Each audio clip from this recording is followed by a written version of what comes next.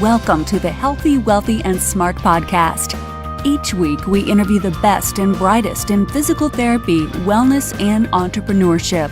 We give you cutting-edge information you need to live your best life, healthy, wealthy, and smart. The information in this podcast is for entertainment purposes only and should not be used as personalized medical advice. And now, here's your host, Dr. Karen Litzy. Hello, everyone, and welcome back to the podcast. As you know, all this month, I am highlighting podcast hosts from other podcasts, both inside and outside of the physical therapy world. And today, I'm happy to have on the host of the Academics Mean Business podcast, Lindsay Padilla. Dr. Lindsay Padilla is the founder of Course Power, a company that helps trailblazing entrepreneurs create student-centered courses, content, and communities that get their clients A+ results. Using her tenure-track years spent teaching adults online at a community college and the ridiculous amount of learning she has done in all things education, her team specializes in supporting digital entrepreneurs with the early stages of course or program creation with a focus on optimizing content and elevating the experience using student feedback. With this unique background, she is also the rambunctious host of the Academics Mean Business podcast, which shares the journeys of other academics who have started businesses. And in this episode, we talk about why Lindsay left academia to pursue entrepreneurship, how to create and optimize a business with an academic background, and does expertise and value need to be understood by the public to sell a course? And finally, do you need an academic degree to sell knowledge online? And lots more. So this is a jam-packed episode. I want to thank Lindsay for coming on, and thank you all for listening. Hey, Dr. Lindsay, welcome to the podcast. I'm so happy to have you on. I'm excited to be here. This is going to be a fun conversation. And, you know, this whole month, I am highlighting other podcast hosts. So some podcast hosts that happen to be physical therapists and have physical therapy related podcasts. And some like yourself who have an unrelated, yet maybe strangely related podcast. There's some parallels, I think, between our shows. So why don't you go ahead and let the listeners know a little bit more about your show? Of course. Like Karen had mentioned, I host a podcast and it's called Academics Mean Business. And we've basically been kind of recording since January. I think I've been releasing podcasts. And essentially the makeup of the show is me interviewing academics who've started businesses. Whether they're side hustles or they've entirely left academia altogether, it kind of runs the gamut. I even interview people who started PhD programs and decided to drop out. So I do want to kind of show the whole experience of what someone would consider themselves as an academic. We even get into that a little bit, of course. Like, are you actually truly an academic if you've left the institution and you're no longer teaching or researching? Which I've landed on that, yes, I am. My husband is the other one who is kind of up in the air about that. He's also, he was a professor as well and has a PhD in physics. And so the two of us left the academy together in fall of 2016, and all based on me running my business. And so for him, he felt like as a physicist, you're not allowed to say that. And so I think that's also interesting as well. So my show is really just kind of highlighting the story, the decisions that we made along the way we were feeling. And it's been a beautiful, really therapy practice for me, actually, because it's helped me a lot kind of deal with the identity issues that come up where I thought I was going to be a professor forever. I thought I found my calling. And in some ways I still feel like that was my calling. It's now just bigger. And so I've done a lot of healing through listening to other stories, and not feeling alone was a big part of being an academic who started a business. And I love that you said, I'm still an academic. I'm just doing it bigger. Mm-hmm. And I think that's a great way that people can kind of shift their mindset a little bit if they do leave a traditional academic setting. So exactly. Let's talk about that. Let's talk about academics, PhD, if you're a PhD student, you've finished your PhD, you've been a professor for a while and you're thinking, I think I want to kind of do my own thing. Yes. So what sort of tips do you have for people who might be thinking that's where they want to go? Yeah. So there's a lot of places I could go with tips. So the first one I would say is start kind of following people online and kind of taking in what the online kind of entrepreneur space looks like.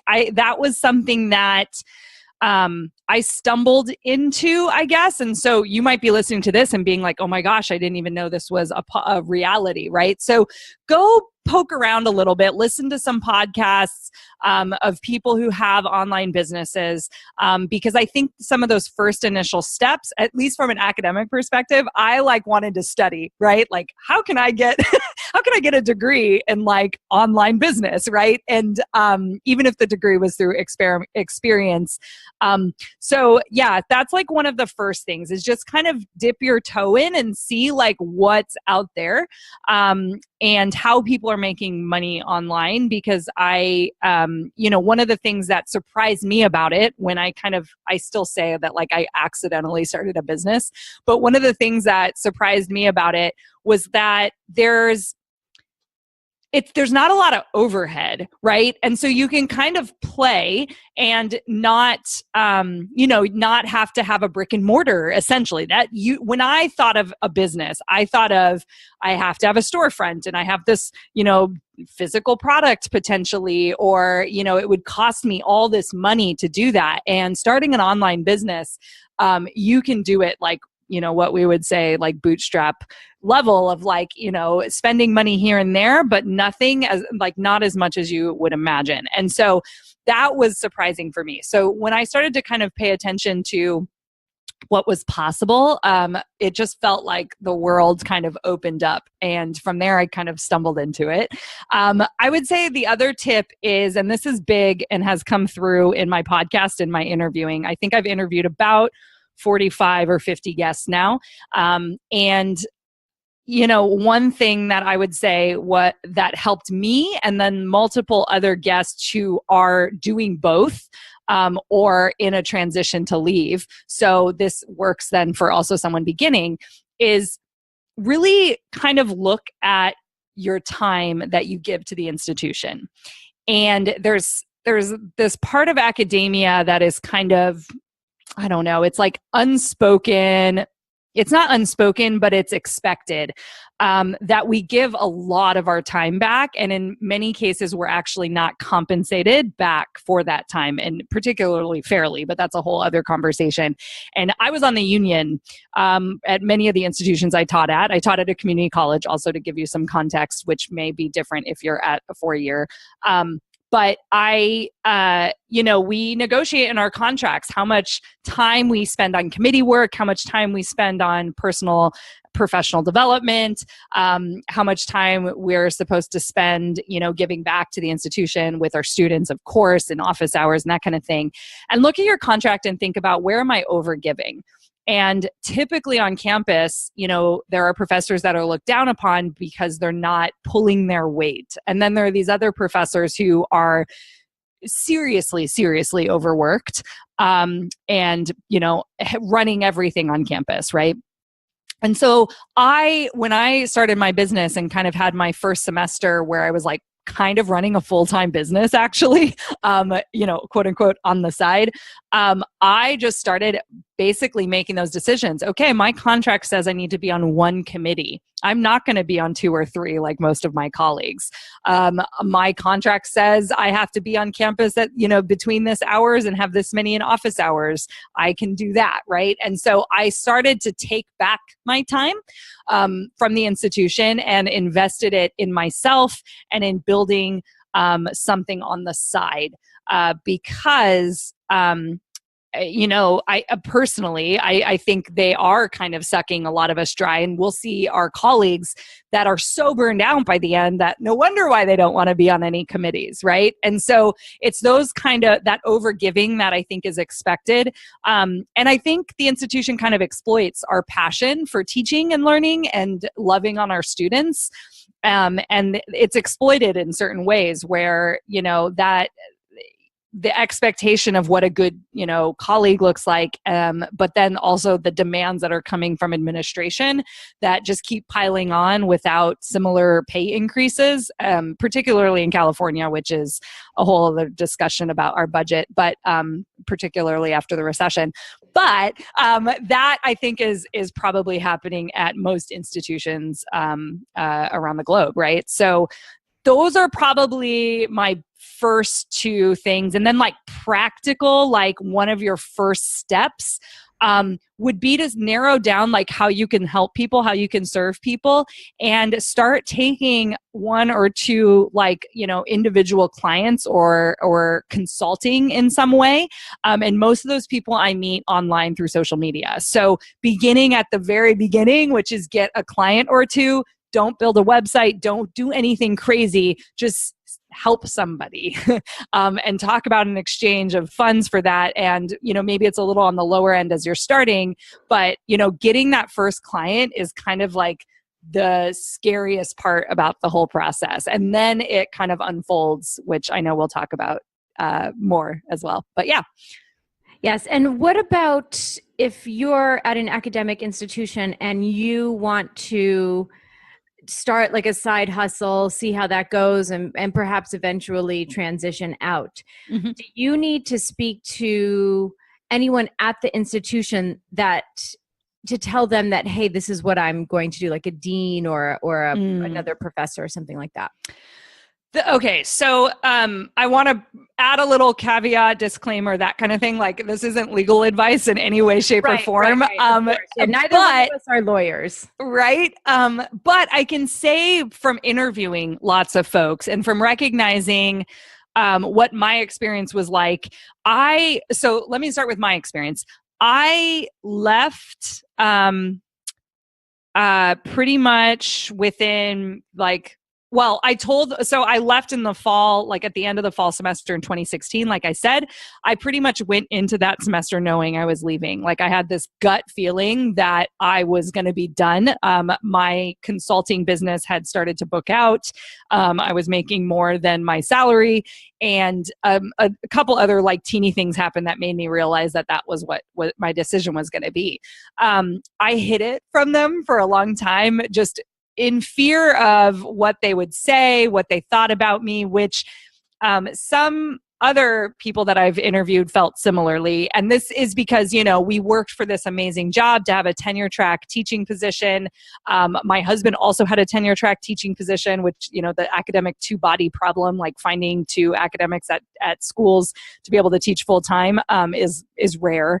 So we had all of that. And then to, quote-unquote, leave or walk away, I was thinking they would think I was crazy. And I think it was my own reflection of my own fears about it, of course. So yeah, I hid it for a while. And I think I told them in October. And I was really nervous about how my colleagues would react and what they would think of me. And also I felt like, I was like kind of abandoning them and my students a little bit and, walking away from this amazing thing. However, when it comes to the legal side of it, so that was my story. And by the way, like spoiler, they all were like so happy for me. Everyone was like, go do this. Like, you figured it out, like that kind of language. And so that was like, oh yeah, like that is also telling about what's happening in academia, in college, at the college level. So, okay, so back to the legal thing. So I've had a couple folks tell me that sometimes their contract does say things about any proprietary material or things that are created at the institution. They may actually have ownership of it in some way. So if you are taking any sort of like lecture material or content or research that you made with like funding from the university potentially, you might not be able to use it in your business. So, I just direct people back to their own individual contracts just to make sure. I have some folks that are in my community who built businesses on their sabbatical, which is a beautiful time to build a business because you're actually not in the day-to-day of teaching and researching. And so there are lots of stories of that as well. And so there are some clauses in sabbatical, funding and to be able to make that a possibility for those professors that they may not be able to create a business on the side or during that. And it depends. So you're going to want to read that as well if you're looking into it. I've had other folks say that they did want to warn their institution. I'm specifically thinking of like student affairs professionals that I've interviewed, which that's kind of the admin side of academia and college, not necessarily the teaching side, which it's a little different too. Their contracts look different. And so they wanted to be really clear that they were starting this business and that it was not associated with the institution. So they did go through the proper kind of channels for that.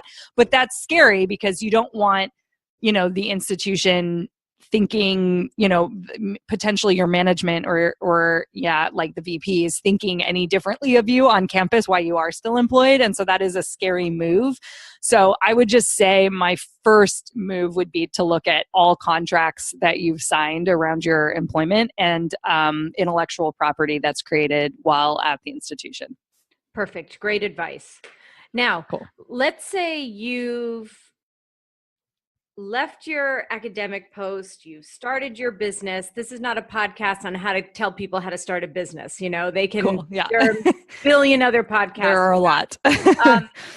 But now you've started your business, whether that be a consulting business or you're doing some training, some teaching online. You've maybe perhaps built up a course. Now you want to be able to get this information out to the public. Yeah.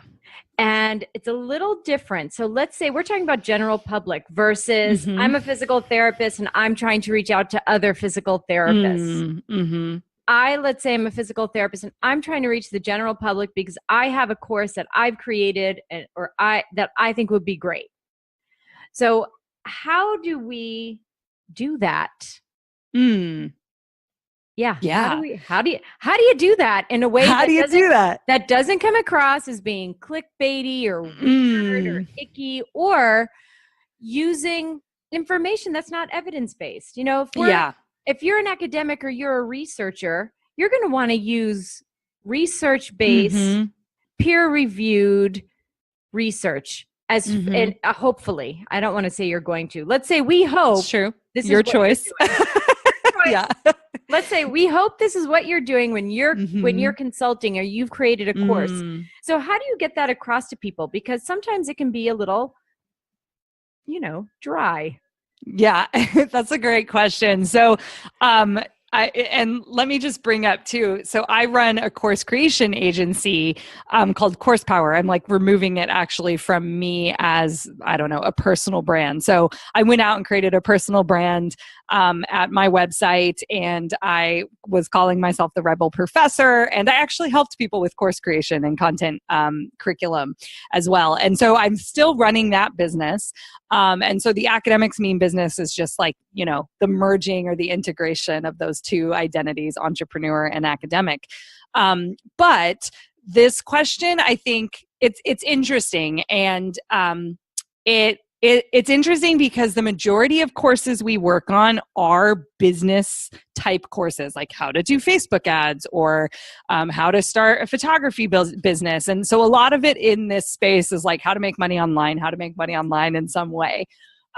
But however, I'm noticing an influx of folks. Like I had someone who is probably going to work with us in the future, but she came on and she actually does geriatric care, and which is so needed, right? There's so many people taking care of aging parents or aging family members. And so when we're getting into like, how do we help them? Like, what are the best things to do for them? Having a doctor who's spent their entire career studying that, teaching people the emotional care, the other things going on, like physically, important work, right? As someone else doing like heart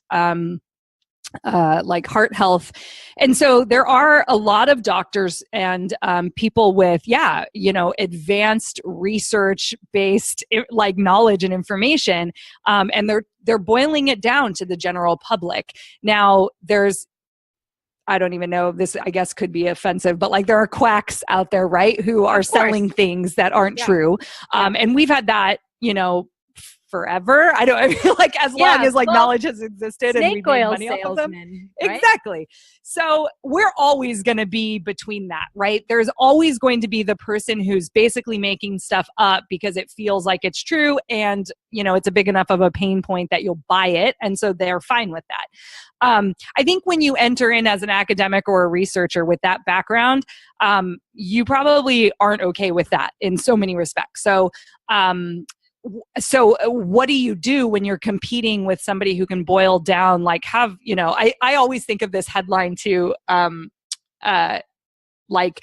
a glass of wine a day and it fights off cancer or something like that. So they boiled down like some research studies that show like some of the components that are in, red wine, blah, blah, blah. Right. And so then the general public eats that up and is like, great, I can justify why I drink.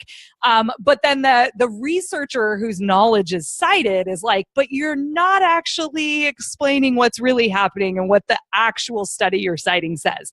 So part of me is like, and we talked about this a little bit, like, coming into this interview, we have like a scientific knowledge and comprehension problem in mainstream, like America, basically, right? 100%. 100%. And so there's a lot of, but I think that might be changing. So here's what's cool about it is, 20 years ago, yes, you turned on the news and you saw that wine cured cancer and you're like, okay, like, I guess I have no way to challenge it. But now I think with like digital media, like YouTube and Twitter and all these sources of how we can put information out there, I think academic researchers who are able to become true public intellectuals, like take the rigor that, supports scientific research and teach it like we would teach our students, right? We can have a voice and a platform to do exactly that and challenge some of this like media boiled down headline stuff that we see all over the place. Without getting too much into like marketing as a very different beast than the actual course itself, right? Like you're probably going to want to sell some of them if you want to put the time and energy behind making one. But so what sells? And that's where I think even as an academic and in my Academics Mean Business podcast, probably the biggest thing we struggle with is marketing. And I think it boils down to kind of some of the elements you're bringing up right now, like there's snake oil things out there. There's people that are saying things that aren't really true. And they're not really, giving those warnings or disclaimers. And, stuff is just being boiled down because our attention span is so short. So I don't know that I've fully answered the question, but I guess we're talking about how do we boil it down and like sell it to like mainstream audiences. I think if you think about it like a 101 level course, like I loved my subject. So I taught sociology. I loved it. And yeah, we would talk about race and ethnicity as an example for 1 week. And that's a huge topic, right? Yeah. And that's a topic that is so many, amazing research and things coming out left, right, and center. And I only have a week and I have to just like teensy-weensy like touch on some big concepts. And so I think we do a disservice by pretending that, oh, well, I can't really teach this because no one's going to listen. I don't think that that's true. Like, oh, they can't comprehend what I'm teaching. It's and that is a skill. How do you boil down, research, evidence, meta-analysis studies of things that you want to teach? How do you boil it down to the general population? What do they need to know to get them the outcome that you're promising? If you start to look at it like that as it relates to a course, it's doable. I think that instead of making it think that it's boring and dry, it's how do we tap into this there is this really educated population out there who wants to learn this stuff. My husband is starting a membership site teaching physics, and he's going to teach it like he was teaching in his classrooms for people who were, going off to get their med degrees and, pre-med students and nursing and all those people that were so scared of physics. Because the mainstream knowledge of physics is not very good. So, but there's going to be people who would love to learn about it at a high level. It doesn't have to be dumbed down per se. But so that's another part is who do you want to be your audience? Do you want it to be someone who, I guess in the physical therapy world, if you're looking at health and day-to-day health, practices, then that would be maybe very general audience. But you can boil down the level of where you take your research and how far you go in your content, I guess, and how nerdy, quote unquote, you could get with it. And I think that that's part of it too. When you start a business, one of the first things you do is imagine your ideal client or the person who's going to buy your product. So it doesn't mean you have to be a generalist. Maybe you can actually be really specific with your content and go really deep, because there's probably a population out there that would love it, because we're really smart, right? There's a bunch of PhDs running around that don't have work. There's a bunch of, we're an overeducated, population for sure. So I think there's nuances to it. There's super mainstream, public, intellectual, and then I think there are audiences for advanced, 201, 301, 401 level kind of content. So. Yeah. And I think that brings up a really great point is oftentimes we think, well, no one knows what we do. The public doesn't get it. Ah, yes. But I think if you're talking about the public in a very sort of large, the entire population of, let's say, the United States, we'll take that 330 million people. But knowing that, listen, there is that subset of 330 million people that might be a million who really want to go a little bit deeper. And it's okay to focus on that group. That's kind of what I've got from what you had just said, is that it's okay to narrow your focus a little bit to a group of people who you think really want to go a little bit deeper. So you can simplify without dumbing down, but just use language that the common person is going to understand. So we don't have to use all the jargon, Nope. I'm sure you have tons of jargon. Yep. If you were to talk about that with me, maybe you wouldn't use the same jargon you would use talking to a fellow professor. Yep. 100%. And I think, I think there are going to be some folks who really nail it with the, maybe you do want to challenge, common representation of physical therapy, research out in the media. That could be your purpose. And for someone else, their purpose, what they feel like they could best serve is maybe teaching a subset of a population that wants to go really deep or is a certain age or has this certain affliction that you could help with, and they're really into it and they're in the research mode. I can imagine with medical backgrounds, there's a lot of, health stuff online. So, I think I think it comes back to, and we can kind of return to this idea of what you were asking, tips for starting a business. Who do you feel best called to serve? And what problem are you solving in the world? Which is what I think about. That was a mindset shift for me too. Entrepreneurs are just solving problems. And yes, they're getting paid for it, which is another different leap that I had to take as an academic. But what problem are you solving? So maybe the problem is like, oh man, I want to debunk all these like the terrible advice that's going around online. I mean, that can be your shtick. And like, you could probably make a lot of money helping people, by challenging some of that stuff and like helping people on this really concrete, like practical entry level day-to-day way. Or, and then there are all these other ways that you can help people. Sure. You can help other physical therapists. You can help, that kind of thing. So I think that's the key. And like, what do you feel passionate to help people around?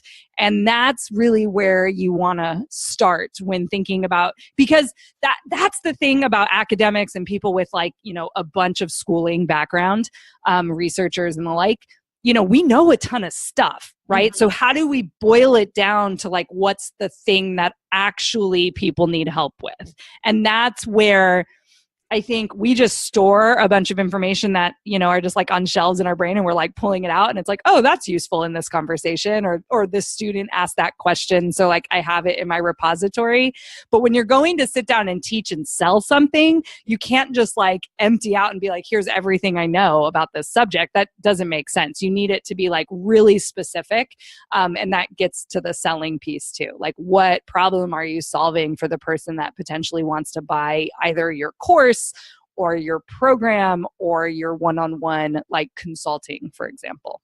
Absolutely. So you can do the big brain dump to then figure out where you want to focus your time, but you don't want to do a brain dump on potential clients. Yeah, there you go. Exactly. Exactly. Because then that's just all a little too overwhelming. Well, I mean, this was great. I feel like you've given me a lot to think about, and I'm sure a lot of the listeners give them a lot to think about as well. Is there anything that we missed that you could think of? Is there anything else where you're like, man, I wish we talked about this? That's a really good question. I wrote down higher ed has like a PR problem. I don't know. That's so funny because I wrote it down because we were talking about the way you said, it triggered for me when you said, oh, people don't understand what we do as physical therapists because of the jargon, because we're so almost like siloed into our disciplines and the thing we studied.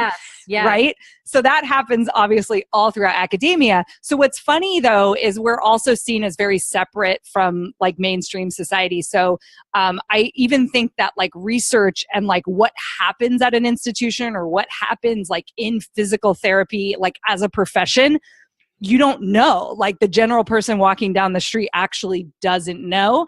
And so that PR problem actually might even impact our ability, what we think would be our ability to create a business around our knowledge. But I think it's changing. And I think people are starting to say, oh, that's, that's how you do a scientific study, or that's how I use critical thinking to analyze what's coming in my Facebook feed as to whether it's true or not, like on those most basic levels. And so I think we're at a very pivotal time. And I think it's a really cool time to be alive because it doesn't cost a lot of money to start a business, like start a business online, literally take money for services online through PayPal. Like that's about it. And people are wanting to learn more, and the institution doesn't just hold the knowledge anymore. Like we're coming at this like pinnacle of the internet, not just were my students Googling everything and I didn't hold all the information, but now that's even happening on even a broader level, like the purpose of college and getting a credential or having some sort of professional degree. What does that mean, right? And so we're all negotiating that right now, and we're here kind of starting online businesses and turning around and, contributing to society and getting paid for it. And which is an okay thing, a great thing. So, I think just this point that now is a really cool time and you can be a part of getting information out there. The academic who's well-researched and understands how things work, we have things to teach people. And us having a business is actually professionalizing, I think, online entrepreneurship and what's happening in that space. So we're at this turning point, and it might feel like, oh, I'm too smart for the general public. They're not going to get it. No, there's a lot of really smart general public people that probably want to know what you're teaching. So that's how I look at it. And I think that that's a great way to kind of tie it all together. Perfect. Yes. It sounds like the ivory tower is not so imposing anymore, right? Nope. Yep. It's crumbling. Which is great, which is great news for everyone, right? Yep. It really is. Yep. All right. So I have one more question. Sure. And it's a question that I ask everyone, and I'm really curious as to your answer. Uh-oh, I'm scared. You did not prep me for this. I forgot. I totally forgot. But no, it's okay. Knowing what you know now in your life and in your business and in your career, what advice would you give yourself as that fresh out of graduate school PhD holding Lindsay? Oh gosh. Your impact is bigger than you probably even can imagine at this moment. And you're like, what you can create is infinite. And if I knew that coming out, I probably would have had more reason to take risks, more reason to enjoy some of the parts of those early years of teaching versus questioning my abilities. But I also don't regret any of it, right? Like I could sit here and be like, oh, well, I don't really need a PhD to be like doing what I'm doing, because I don't. And I have 6 figures of student loan debt. So wow, that would be nice. But that's literally positioned me to exactly where I am. So everything I've done up until this moment has led me to where I am right now. And even just knowing and having that perspective at that age or at that stage in my life would have really helped me recognize that I can do whatever, I can do anything. And that's really powerful to fully believe. And I had to kind of step into that. So the advice I would give myself is to just be like, you are amazing and are going to do amazing things. And that's really cool to know when you're, finishing a degree and just got a dissertation and not knowing really what next looks like. So yeah, I think that's it. Wonderful advice. And now where can people find you if they want to learn more about you and what you're doing? Yeah. So my website is somewhat getting a makeover right now, but it will have the same URL. It might be, well, it probably won't be up by the time this is airing actually, but like September-ish. So lindsaypadilla.com. It has my middle initial in there. And I also hang out on Facebook and Twitter a little bit. I'm getting more back into Twitter. There's a lot of academics on there. So hanging out there more and more. Yeah. And yeah, of course, my podcast also has a Facebook community. So if this is exciting to you, or you're just like, whoa, I want to hang out with other academics, or somebody, please send them over to the Academics Mean Business community because we're having a lot of these conversations there right now. Perfect. And just so everyone, if you're listening while you're running or driving or working out, we'll have everything over at podcast.healthywealthysmart.com under this episode. So one click will take you to the Facebook group and Twitter and to your podcast and website. So amazing. Lindsay, thank you so much for taking the time out and coming on today. Yay. Thanks for having me. I love the idea of cross-promoting other podcast hosts. That's amazing. And I was glad to be a part of it. Awesome. Well, thanks so much. And everyone else, thanks for listening. Have a great couple of days and stay healthy, wealthy, and smart. Thank you for listening. And please subscribe to the podcast at podcast.healthywealthysmart.com. And don't forget to follow us on social media.